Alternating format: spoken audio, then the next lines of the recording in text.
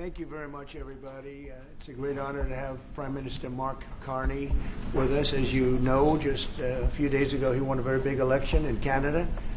And I think I was probably the greatest thing that happened to him, but I can't take full credit.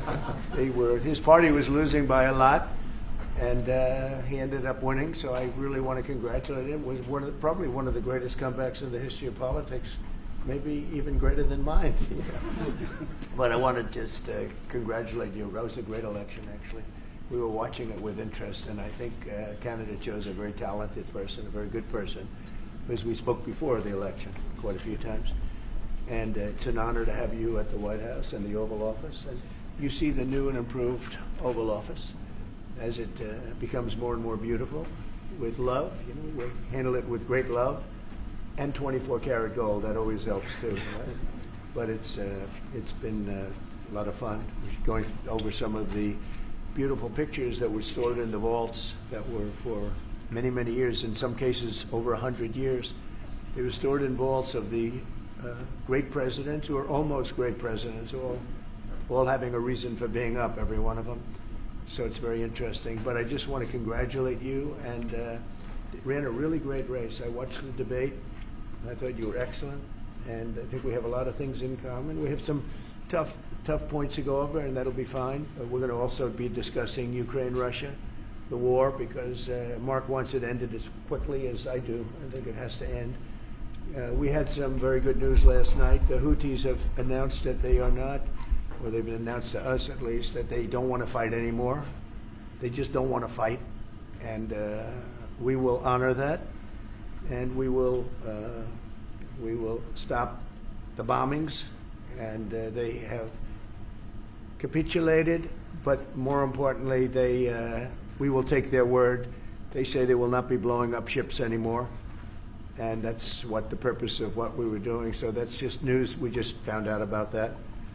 So I think that's very, very positive. They were knocking out a lot of ships going. As you know, sailing beautifully down the various seas. It wasn't just the canal, it was a lot of other places. And I will accept their word, and we are going to stop the bombing of the Houthis, effective immediately. And Marco, you'll let everybody know that, okay? Do you have something to say about that, by the way? It's a pretty big announcement. Yeah, this was always a freedom of navigation issue. Besides, these are a band of individuals with advanced weaponry that were threatening global shipping, and the job was to get that to stop. And if it's going to stop, then we can stop. And I think it's an important development. And we'll have maybe before we're going to, as you know, the Middle East, Saudi Arabia. We're going to UAE and Qatar, and that'll be, I guess, Monday night. Some of you are coming with us. I think before then we're going to have a very, very big announcement to make, like as big as it gets, and I won't tell you on what, but it's going to, and it's very positive. I'd tell you if it was negative or positive. I can't keep that out. It is really, really positive. And that announcement will be made either Thursday or Friday or Monday before we leave. But it'll be one of the most important announcements that have been made in many years about a certain subject, very important subject. So you'll all be here. Mark, would you like to say a few words? Well, thank you, Mr. President. I'm on the edge of my seat, actually. But thank you for your hospitality and above all for your leadership. You're a transformational president, focus on the economy with a relentless focus on the American worker, securing your borders, ending the scourge of fentanyl and other opioids, and securing the world.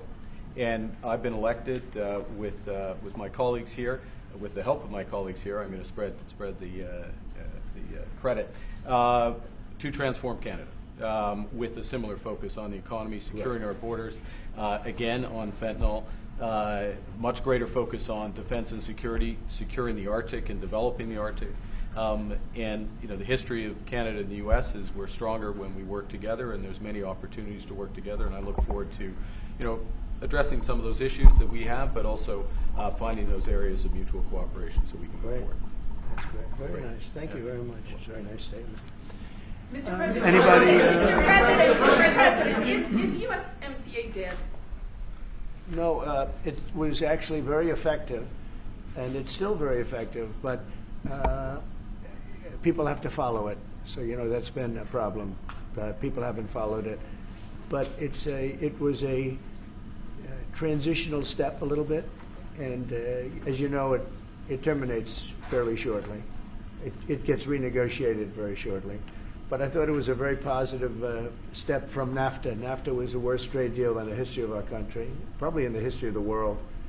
And this was a transitional deal, and we'll see what happens. We're going to be starting to possibly renegotiate that if it's even necessary. I don't know that it's necessary anymore, but it served a very good purpose. And the biggest purpose it served is we got rid of NAFTA. NAFTA was a very unfair deal for the United States. A very, very terrible deal. It should have never been made. It was made many years ago, but it should have never been made. Mr. President, will say survey like Canada and the United States. Would you like to see your first trade deal be with Canada, our neighbors in the world? I would love that. Look, I have a lot of respect for this man, and I watched him come up, in a sense, through the ranks when he wasn't given much of a chance, and he ran a really great campaign. He did a really great debate. I think that debate was very helpful. I was going to raise my hand. I don't know if that's good or bad. I shouldn't say that. That might hurt you. But no, he ran a really great election, I thought. And yeah, something could happen. Something could happen. Yeah, please. What's the top concession you want out of Canada? The top concession you want out of Canada? Concession? Yes. Friendship. But that's not a concession. No, we're going to be friends with Canada. Regardless of anything, we're going to be friends with Canada. Canada is a very special place to me. I know so many people that live in Canada. My parents had relatives that lived in Canada, my mother in particular. And I love Canada. I have a lot of respect for the Canadians. Wayne Gretzky, how good, the great one. You happen to have a very, very good hockey player right here on the Capitals, who I have a lot of respect. He is a big, tough cookie, too. He just broke the record. And he's a great guy, and we had the team here, and I got to know a lot of the players. But Canada is a very special place. Yeah, please. Mr. President, and Mr. Prime Minister, I'd like to get your response to this too. But Mr. President, you have said that Canada should become the 51st state. Were you joking? No. Well, I still believe that, but it takes two to tango, right?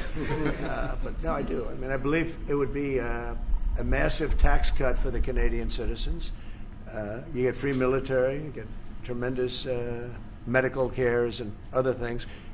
There would be a lot of advantages, but it would be a massive tax cut. And it's also a beautiful, as a real estate developer, I'm a real estate developer at heart. When you get rid of that artificially drawn line, somebody drew that line many years ago with like a ruler, just a straight line right across the top of the country. When you look at that beautiful formation when it's together, I'm a very artistic person, but when I looked at that beauty, I said that's the way it was meant to be. But I do feel it's much better for Canada. But we're not going to be discussing that unless somebody wants to discuss it.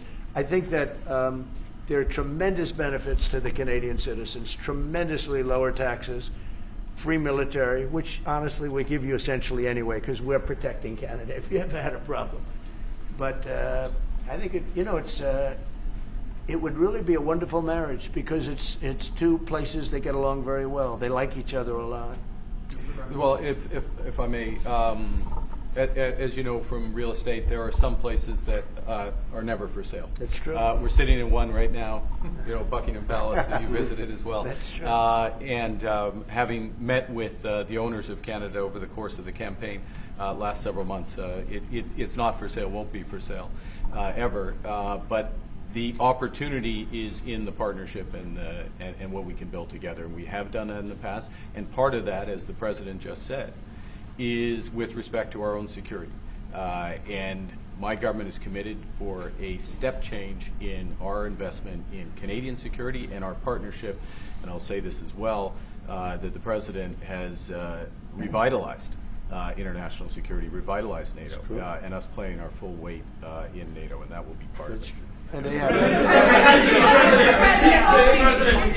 I must say, Canada is stepping up the military participation because Mark knew, they were low, and now they're stepping it up, and that's a very important thing. But never say never. Never say never. I'm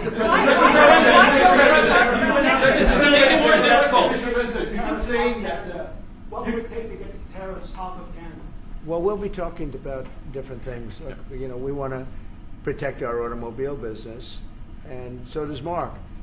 But we want to make the automobiles, and we want to, we have a tremendous abundance of energy, more than any country. We have, just in Alaska alone, Anwar has been reopened now. Anwar is probably the largest find anywhere in the world. They say it's larger than Saudi Arabia. I don't know, but it's a lot.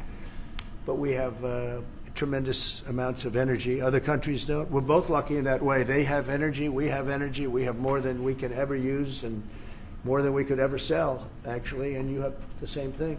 So we're two countries that are very lucky. If you look at China, they don't have that. It's a big disadvantage. Other countries, most countries don't have. Most countries don't have that. So Canada and us, we have a lot of advantages over other places. When you consider what Mr. Carney just said, that Canada is not for sale, does this make the discussion a little more difficult to start on? No, not at all. No, not at all. No, time will tell. It's only time. But I say never. I've had many things that were not doable, and they ended up being doable, and only doable in a very friendly way. But if it's to everybody's benefit, Canada loves us and we love Canada. That's, I think, the number one thing that's important. But we'll see. I mean, over time, we'll see what happens. Mr. President, China. I was hoping you could clarify something. Earlier this morning on Capitol Hill, Secretary Bessie said that there had been no negotiations yet with China.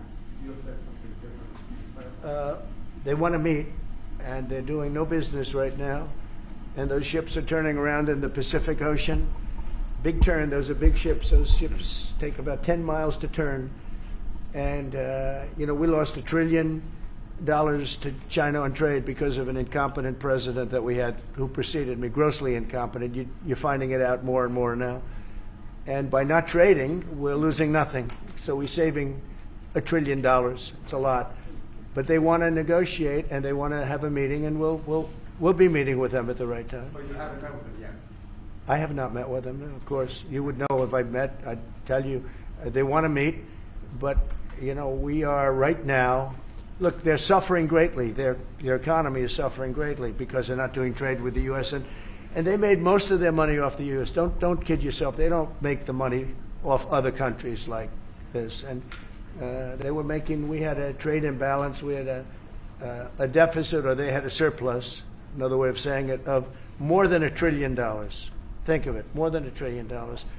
And because of 145%, that's the only reason, but because of they have now 145% tariff, there's no trading. You can't trade with 145%. We are, therefore, making, in a certain way, I guess, $1.1 trillion. In other words, we're not losing $1.1 trillion. Our deficit is much better. When I started, I say we were losing billions of dollars a day on trade. That's rapidly turning around. We looked at numbers this morning. So we were losing, the United States during Biden was losing more than, I won't even give you numbers because they're so embarrassing, but billions of dollars a day on trade. Those numbers are rapidly turning between the tariffs. Don't forget, we're now getting 25% on cars, 25% on aluminum, 25% on steel, and maybe more importantly, massive numbers of companies are moving into the United States. Honda, we have tremendous, the car companies are moving in at levels we've never seen before. The biggest investment ever made in the United States is being made right now. Trillions of dollars. I would say we could be at $9 trillion. You could go back to other presidents. They haven't had $1 trillion for their entire term. Look at Biden. He had bad numbers. People were leaving. They weren't coming in. They were leaving with Biden, and he didn't know the difference. The only thing he knew is people coming in. You know who they were? Illegal immigrants, okay, from prisons, from mental institutions, from all sorts of places that weren't good, from gangs, from Venezuela. They were coming in and they were criminals and murderers. 11,888 people that murdered, and at least half of them murdered more than one person. This is what Biden led into our country. I'm bringing in big companies. We have Apple is investing $500 billion. We have Jensen, as you know, is going to be 500 biggest chip maker, or chip thinker, I call him. He's really a thinker more than a maker. But we also have the maker, Mr. Wei. I get to know them all in the last, it was a cram course, but they're all moving into America because of the tariffs. And I don't think people have appreciated it. Some people do, some of the smart people do. So we have more money coming in. It's really an amazing thing. We have more money being invested in the United States now than at any time ever before in our history, and it's not even close. And I think the real number could be 9 or 10 trillion. We don't know everybody that's doing it. We have many. I just heard about a plant that's being built right now, a very, very top-of-the-line company, and they didn't come to the White House. They're just doing it because they're making it, because if they build here, there are no tariffs. And this is the big market. This is the market. That sets us apart from it. This is the market where everyone wants to be. Now, if I didn't come here and do this, all of a sudden we wouldn't be the market where everyone wants to be. So we're able to do it in time. But we're going to have a great announcement, and I'm not necessarily saying it's on trade. Going to the beginning, we're going to have a great announcement over the next few days, an announcement that will be so incredible, so positive. And I'm not saying, I don't want you to think it's necessarily on trade. Just to finish, we also have a situation, because everyone says, when are you going to sign deals? We don't have to sign deals. We could sign 25 deals right now, Howard, if we wanted. We don't have to sign deals. They have to sign deals with us. They want a piece of our market. We don't want a piece of their market. We don't care about their market. They want a piece of our market. So we can just sit down, and I'll do this at some point over the next 2 weeks, and I'll sit with Howard and Scott and with our great vice president, who has done a really good job. We have some good news to report on a lot of fronts. But JD will be there, and Marco, and we're going to sit down, and we're going to put very fair numbers down, and we're going to say, here's what this country, what we want, and congratulations, we have a deal. And they'll either say, great, and they'll start shopping, or they'll say, not good, we're not going to do it. And I said, that's okay, you don't have to shop. Now, we may think, well, they have a right, you know, that maybe we were a little bit wrong, so we'll adjust it. And then you people will say, oh, it's so chaotic. No, we're flexible. But we'll sit down, and we'll, at some point, in some cases, we'll sign some deals. It's much less important than what I'm talking about. For the most part, we're just going to put down a number and say, this is what you're going to pay to shop. And it's going to be a very fair number. It'll be a low number. We're not looking to hurt countries. We want to help countries. We want to be friendly with countries. But you keep writing about deals. When are we going to sign? When? It's very simple. We're going to say, in some cases, we want you to open up your country. In some cases, we want you to drop your tariffs. I mean, India, as an example, has one of the highest tariffs in the world. We're not going to put up with that. And they've agreed already to drop it. They'll drop it to nothing. They've already agreed. They would have never done that for anybody else but me. So we're going to put down some numbers, and we're going to say our country is open for business. And they're going to come in, and they're going to pay for the privilege of being able to shop in the United States of America. It's very simple. It's very simple. So I wish they'd keep, stop asking, how many deals are you signing this week? Because one day we'll come and we'll give you 100 deals. And they don't have to sign. All they have to do is say, oh, we'll start sending our ships right now to pick up whatever we want or to bring whatever we want. It's very, very simple. And I think my people haven't made it clear. We will sign some deals. But much bigger than that is we're going to put down the price that people are going to have to pay to shop in the United States. Think of us as a super luxury store, a store that has the goods. You're going to come and you're going to pay a price, and we're going to give you a very good price. We're going to make very good deals. And in some cases, we'll adjust. But that's where it is. And we've been ripped off by everybody for 50 years. And we're just not going to do that anymore. We can't do that. And we can't let any country do that to us. We're just not going to do it anymore. On the Mr. President, on the Houthis, can you tell tell us a bit more about the deal that you've reached with the Houthis that you No, mentioned? it's not a and stuff? deal. They've said, please don't bomb us anymore, and we're not going to attack your ships. And where did you hear about that? It doesn't matter where I hear it. The very good source, I could tell you. Very, very good source. Would you say, Marco? I would say pretty good, right, JD? A very good source. No, they don't want to be. They don't want to be. They don't want to be bombed anymore. You know. Sort of thought that would happen. No, no, behind you, please. Clarifying something you said on USMCA, is the U.S. prepared to walk away from that pact? For what pact? USMCA.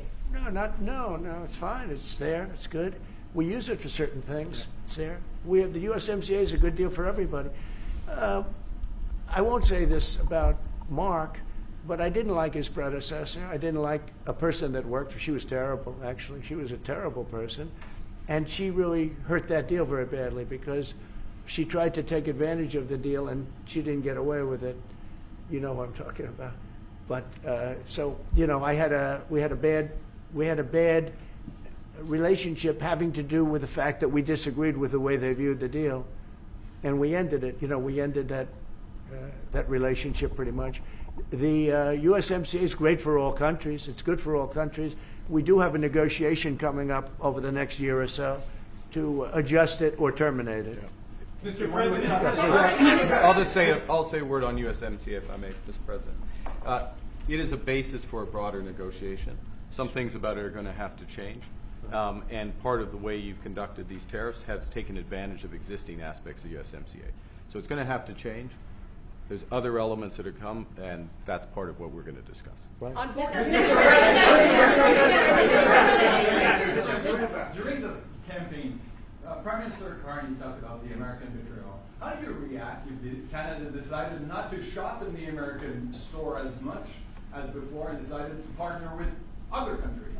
Well, we don't do much business with Canada from our standpoint. They do a lot of business with us. We're at like 4%, and usually those things don't last very long. You know, we have great things, great product. The kind of product we sell, nobody else can sell, including military. Look, we make the best military equipment in the world, and Canada buys our military equipment, which we appreciate. But we make the best military equipment in the world by far. The missiles, the submarines, everything. Everything we have is really top notch.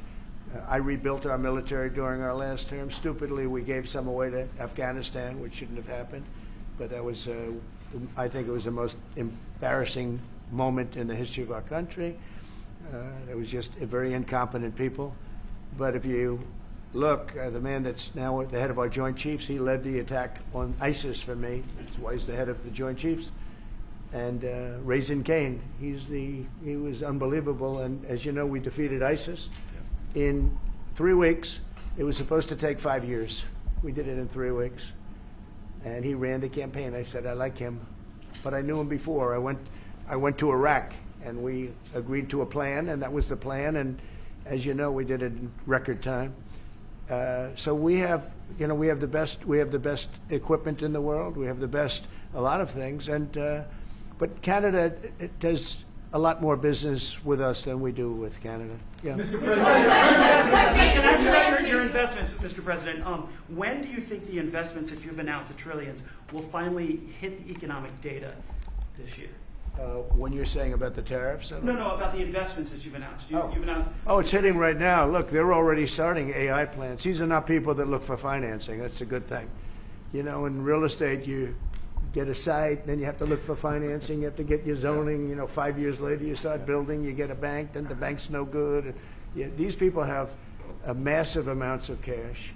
The CHIPS Act was a ridiculous thing because that doesn't get them to build. All we did is hand very wealthy companies money. The CHIPS Act that was done by Biden. Billions, we give them billions of dollars. They don't even have to do anything with it. And then if you weren't, if you didn't have, and I don't want to be a wise guy, but if you didn't go with the DEI, if you didn't go with all of the different things, woke, if you weren't woke, you couldn't even use the money. You had to have a certain percentage of this and that and that and that. It's impossible to have. The companies actually complained to me. They say they gave me all this money, but nobody can get these people to do anything. I mean, look, President Obama, and if he wanted help, I'd give him help because I'm a really good builder and I build on time, on budget. He's building his library in Chicago. It's a disaster. And he said something to the effect, I only want DEI, I only want woke. He wants woke people to build it. Well, he got woke people, and they have massive cost overruns. The job is stopped. I don't know. It's a disaster. And I don't like that happening because I think it's bad for the presidency that a thing like that should happen. He's got a library that's a disaster. And he wanted to be very politically correct, and he didn't use good, hard, tough, mean construction workers that I love, Marco. I love those construction workers. But he didn't want construction workers. He wanted people that like never did it before, and he's got a disaster in his hands. Like millions of dollars, really many millions of dollars over budget. And I would love to help him with it, or somebody else. I could recommend professionals. But it was not built in a professional manner. By the way, nor was in California a little train going from San Francisco to Los Angeles that's being run by Gavin Newsom, the governor of California. Did you ever hear of Gavin Newsom? He has got, that train is the worst cost overrun I've ever seen. It's like totally out of control. So then they said, all right, we won't go into San Francisco. We'll stop 25 miles short. And we won't go into Los Angeles. We'll stop 25 miles short. It's hundreds of billions of dollars for this stupid project that should have never been built. And then they realized that it would have been a lot less costly if we just gave limousine service back and forth and gave it free. They would have saved hundreds of billions of dollars. They have airplanes that go there for one 1/100th the cost, and they have cars. They have a thing called the highway that goes back and forth. It's not fully utilized. And they got involved with this project. And Gavin, you know, I always liked Gavin. I had a good relationship with him. I just got him a lot of water. You know, I sent in people to open up that water because he refused to do it. And we just got him a lot of water. If they would have had that water, and if they would have done what I said to do, they wouldn't have had the fires in Los Angeles. Those fires would have been put out very quickly. But if you think about it, and you got to take a look at this, it's the worst cost overrun I've ever seen. I've watched a lot of stupid people build a lot of stupid things, but that's the worst cost overrun I've ever seen, what's happening between San Francisco and Los Angeles. And you ought to ask about that, because this government is not going to pay. I told our very great new Secretary of Transportation, he's doing a good job, Sean Duffy, I said, we're not going to pay for that thing. They are just, it's out of control. This is something that you don't have things like this. It's not even conceivable. Like 30 times over budget, 30 times. It's the craziest thing and now it's hundreds of, it was supposed to be a simple train. And I think the media should take a look at it. And I'd love him to run for president on the other side. You know, I'd love to see that. But I don't think he's going to be running, because that one project alone, well, that and the fires and a lot of other things, pretty much put him out of the race. Mr. President, what changes would you like to see to the USMCA? Or what changes would you like to make? We're going to work on some subtle changes, maybe. I don't even know if we're going to be dealing with the USMCA. We're dealing more with concepts right now. Look, right now, we're doing trade. We have trade. They're paying a tariff on cars and steel and aluminum. And I think we have a baseline of 10% or something like that for the tariffs. But we're getting along very well. Right now, going no further, but we have an agreement. We did something with even parts. You want to discuss that, Howard, with respect to Canada, which helps Canada out? Sure. So we've made an arrangement with the car companies that 15% of their USMCA parts are included, and then 15% of foreign parts from the manufactured suggested retail price are not tariffed, to help domestic manufacturing really thrive. So it gave them a chance to be able to build their car parts factories if they're going to. A lot of these companies already have factories, and what they have to do is just fill them out. But they're able to build them in the United States, so we gave them a pretty substantial period of time. Just to clarify, Mr. President, is there anything the Prime Minister can say to you today to change your mind on tariffing Canada? Tariffing cars? Tariffing Canada. Is there anything he could say to you in the course of your meetings with him today that would get you to lift tariffs on Canada? No, Why not? just the way it is. What's Yeah. If Canadians don't want it, would you respect that? Sure, I would. But this is not necessarily a one-day deal. This is over a period of time they have to make that decision. Yes, go ahead. Yeah, if I may. Respectfully, Canadians' view on this is not going to change on the 51st state. Secondly, we are the largest client of the United States in the totality of all the goods. So we are the largest client of the United States. We have a tremendous auto sector between the two of us, and the changes that made have been helpful. 50% of a car that comes from Canada is American. That's not like anywhere else in the world. And to your question about is there one thing? No, this is a bigger discussion. There are much bigger forces involved, and this will take some time and some discussions, and that's why we're here, to have those discussions, and that is represented by who's sitting around the table. See, the conflict is, and this is very friendly. We're not. This is not going to be like we had another little blow up with somebody else. That was a much different. This is a very friendly conversation. But we want to make our own cars. We don't really want cars from Canada, and we put tariffs on cars from Canada. And at a certain point, it won't make economic sense for Canada to build those cars. And we don't want steel from Canada because we're making our own steel, and we're having massive steel plants being built right now as we speak. We really don't want Canadian steel, and we don't want Canadian aluminum and various other things because we want to be able to do it ourselves. And we, because of past thinking of people, we have a tremendous deficit with Canada. In other words, they have a surplus with us.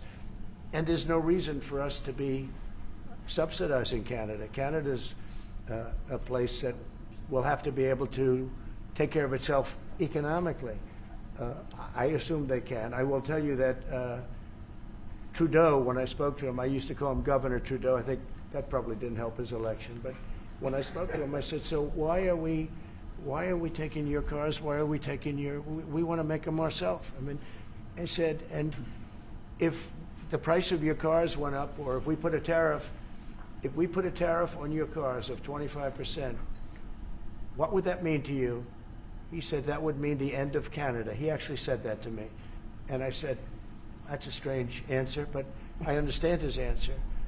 But no, I mean, it's hard to justify subsidizing Canada to the tune of maybe $200 billion a year. We protect Canada militarily, and we always will. We're going to, that's not a money thing. But we always will. But, it's not fair. But why are we subsidizing Canada $200 billion a year, or whatever the number might be? It's a very substantial number. And it's hard for the American taxpayer to say, gee whiz, we love doing that. Thank you very much. We're going to have a very substantial. Thank you. Thank you very much.